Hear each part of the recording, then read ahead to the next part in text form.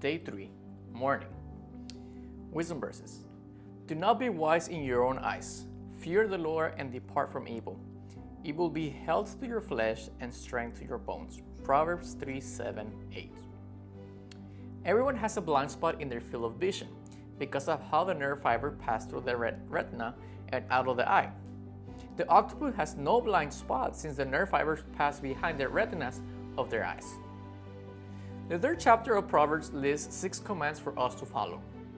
It also gives us reasons for obeying these instructions. The fourth exhortation in our text for this morning starts with, "Do not be wise in your own eyes."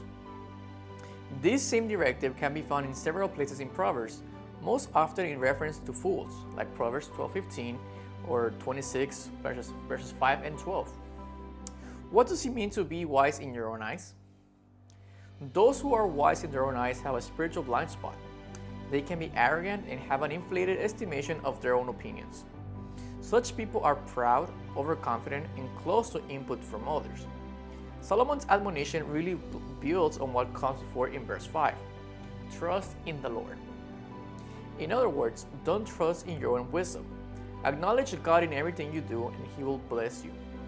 Our text promises health and strength when we seek the Lord's ways. Saul, the first king of Israel, is a prime example of someone who was wise in his own eyes. His position as a leader of God's people went to his head. He began to believe that his opinions were always right, and woe to anyone who would dare cross them. This is why he tried to kill David. When the Lord instructed Saul to utterly destroy the Amalekites, the arrogant king did not follow God's command. When Samuel confronted the king for disobeying, he insisted that he had not transgressed the order. Saul thought that so much of himself that he became blind to his own sins, and he ultimately fell on his own sword. The end result of being wise in your own eyes leads us to separate ourselves from God and therefore to self-destruction. When we are independent of the Lord, it ends in detachment from the one who gives life because of his blind spots.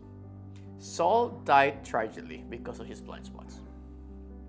We do not need to follow the same path.